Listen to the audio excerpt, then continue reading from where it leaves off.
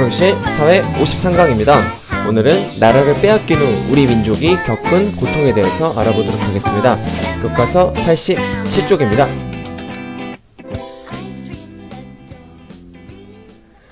네, 오늘 거꾸로 계실 53강은요, 두 번째 단원의 작은 네 번째 소단원, 나라를 되찾기 위한 노력에 대해서 지금부터 알아볼 텐데요. 1910년에 우리가 대한제국이라는 나라가 아예 없어지고 일본에게 나라를 뺏겼잖아요. 그 이후에 우리의 삶은 어땠을지 한번 생각해 볼까요? 좋았을까요? 나빴을까요? 예, 나쁘다는 표현은 사실 부족하고 정말 지옥 같았던 그런 시절을 아마 보냈다고 보면 되겠습니다. 자, 그러면 이렇게 일제 강점기 아래에서 우리 민족이 어떤 고통을 겪었을지 알아보도록 하겠습니다. 교과서 87쪽입니다. 아픈 역사 이야기. 네, 지금부터 시작합니다. 대한제국의 주권을 빼앗은 일제는 식민 통치의 최고 기구인 조선 총독부를 설치하고 헌병 경찰제를 실시하여 강압적인 통치를 했다라고 나와 있습니다. 자, 그래서 두 가지 중요한 단어가 나오는데요. 첫 번째는 조선 총독부, 그 다음에 두 번째는 헌병 경찰제. 이게 중요합니다. 조선 총독부는 뭐냐면, 자, 여기 보면요, 사진을 한번 볼까요? 여기는 우리가 갔다 왔던 곳입니다. 어디예요? 그렇죠, 경복궁이에요. 경복궁에 여기 근정전 보입니까? 네, 그 풍계석이 있었던 이 근정전, 경복궁의 정전이라고 할 수 있는 근정전 바로 앞에 어떤 건물이 있냐면, 네, 뭔가 조화롭지 않은 현대식 건물이 이렇게 생겨 있어요. 이게 바로 조선의 총독부입니다.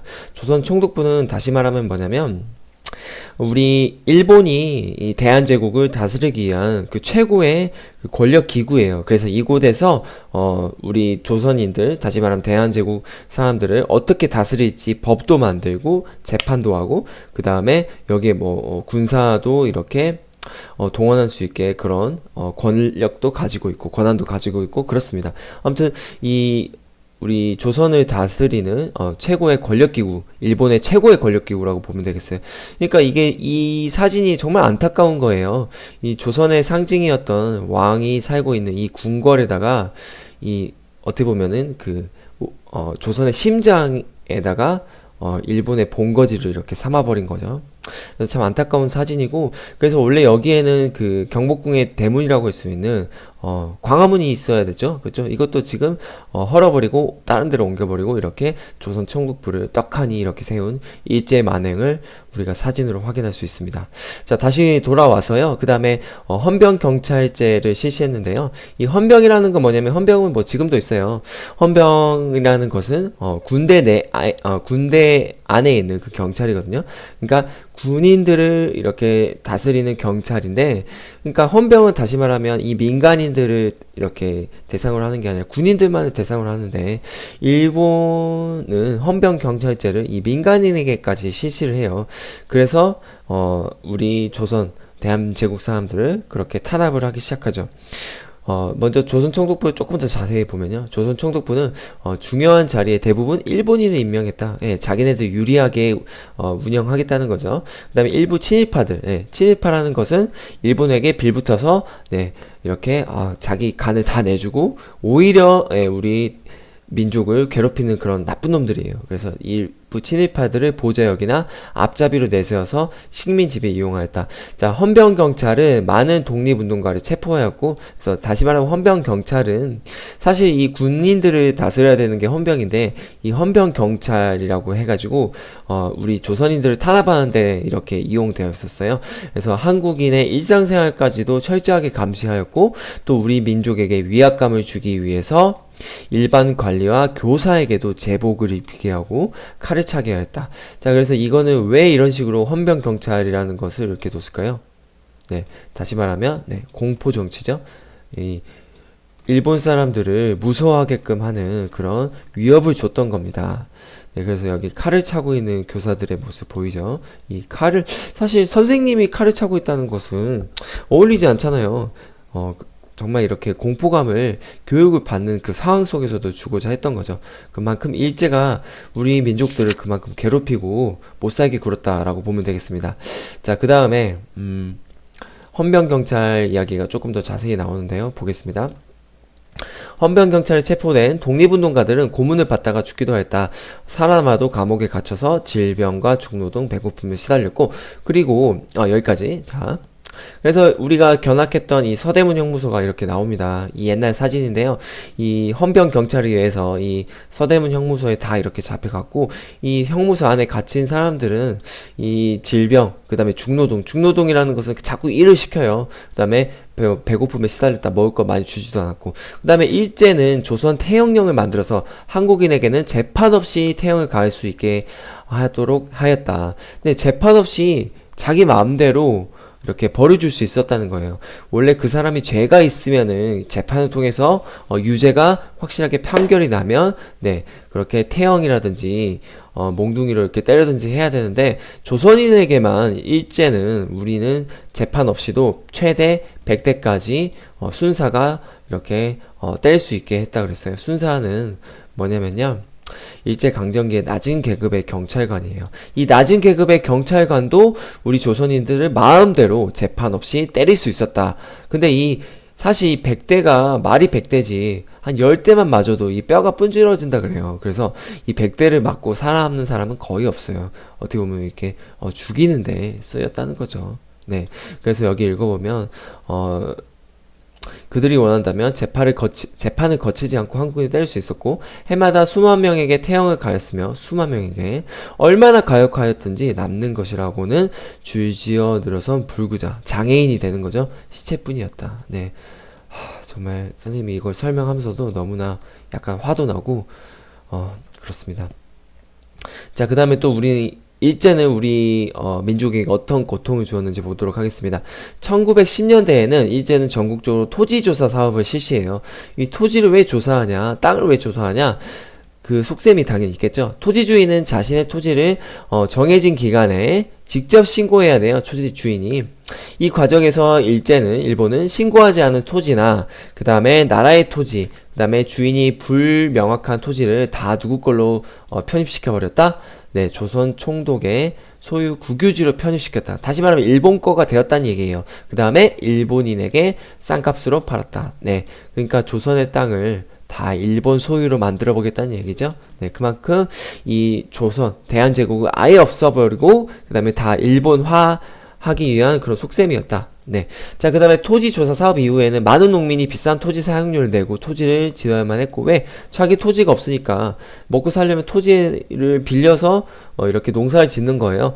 그럼 뭐 예를 들면은 뭐 100가마가 나오면은 그 중에는 뭐 절반 이상 아니면은 뭐 80%, 90%를 또 일본인에게 내버리는 예전에 탕가놀이식의 그런 운영이 돼버리는 겁니다. 비싸진 토지 사용료와 늘어난 세금 때문에 농민의 생활은 더욱 어려워질 수밖에 없었다. 이게 1910년대 이야기고요. 자, 1920년대 이야기는 산미 증식 계획을 실시. 산미 증식 계획이란 말이 좀 어려운데, 다시 말하면 쌀을 많이 생산하는 거예요. 왜 쌀을 많이 생산해내냐?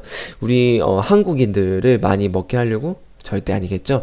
이 쌀을 많이 생산해서 다 일본에게 가져다 팔아버리는 거예요. 일본에게 싼 값으로 이렇게 팔아버리니까 우리나라에게는 쌀이 부족하고, 그 다음에 농민의 생활은 더욱 힘들어졌다라고 보면 되겠습니다. 그리고 도시의 일자리를 구하러 사람들도, 농사를 짓지 않은 사람들도 가난한 생활을 하였고요.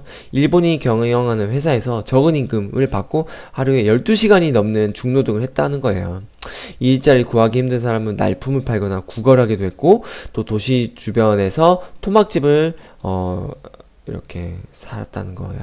토막집은 정식 이런 집이 아니라 진짜 집이 아니라 땅을 파고 가마니 등을 엮어서 만든 그 움막집, 어떻게 보면 구석기 시대의 그런 움막하고 비슷하다고 보면 되겠습니다.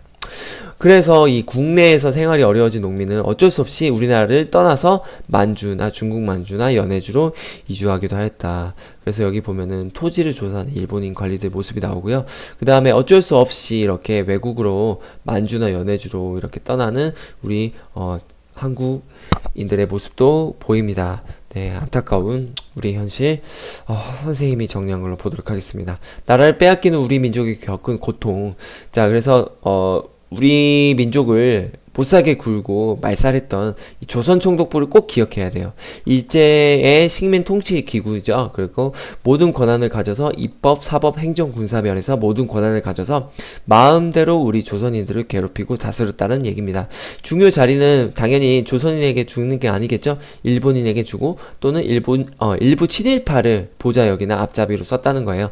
헌병 경찰제를 실시했어요. 원래 헌병이라는 것은 군대 안에 경찰을 의미하지만 그러나 일제는 민간인까지 담당을 하게 됩니다. 공포정치를 실시해요. 왜?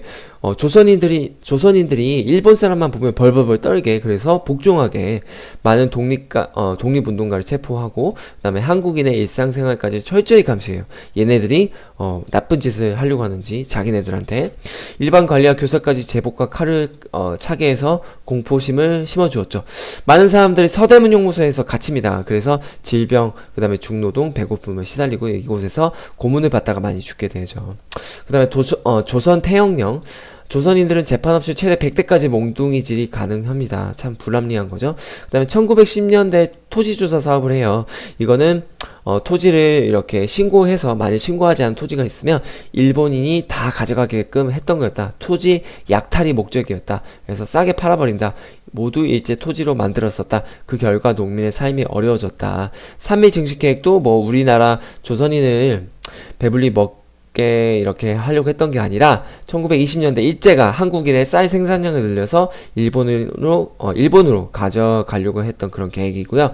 늘어난 생산량보다 일본으로 가져간 양이 많다 보니까 우리 대한제국의 쌀이 그렇게 많이 남지 않잖아요. 그래서 쌀값이 당연히 오르게 되겠죠. 그래서 농민들의 삶이 어려워지고, 또 농민들을 이렇게 농사짓지 않는 그런 조선인들을 어떻게 생활했냐. 일본인이 경영하는 회사에서 적은 임금으로 중노동했고 토막집에서 살기도 했습니다. 만주나 연해주로 결국에는 아예 우리나라를 떠나는 사람도 많이 늘어나게 되었다고 보면 되겠습니다. 네. 그래서 여기까지가 지금 나라를 빼앗기는 우리 민족이 겪은 고통이에요. 우리가 서대문 형무소에서 견학을 하면서 해설을 들으면서 느꼈던 바가 분명히 있었겠죠. 그만큼 나라를 빼앗겼던 서러움도 가득한데, 그만큼 일본은 우리나라를, 또 우리 민족을 못살게 굴었다. 못살게 했다. 여기까지가 53강에 대한 내용이 되겠습니다. 오늘 강의는 여기까지입니다.